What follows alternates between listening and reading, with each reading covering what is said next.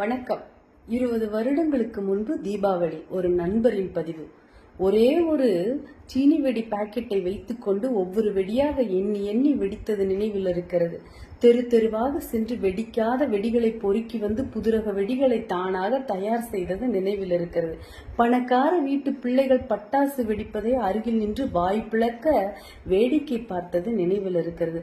பொறுக்கி வந்து அணுகுண்டு ஆட்டோ பாம்களை பந்தாவாக வெடித்தது நினைவில் இருக்கிறது. வெடிமருந்து அப்பிய கையோடு சாப்பிட அமர்ந்த அம்மாவிடம் அடி வாங்கியது நினைவில் இருக்கிறது. பேப்பரில் வெடிமருந்துகளை மொத்தமாக சேர்த்து கொளுத்தும் போது ஏற்பட்ட தீக்காயம் நினைவில் இருக்கிறது.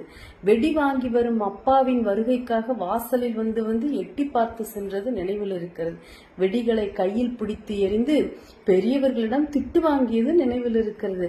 அண்ணே வெடி இருக்கு, அக்கா வெடி இருக்கு என்று ரோட்டில் நடந்து வருபவர்களை ஓரமாக நடக்க வைத்து பயமுறுத்தியது நினைவில் இருக்கிறது. பிடித்த ஆடைகளை வாங்க முடியாமல் விலை குறைவான ஆடைகளை வாங்கி அப்பா அம்மாவிடம் கோபித்து கொண்டது நினைவில் இருக்கிறது. இன்னமும் 20 நாள் இருக்கிறது, இன்னும் 10 நாள் இருக்கிறது என தீபாவளியின் வருகைக்காக நாட்களை எண்ணியது நினைவில் இருக்கிறது.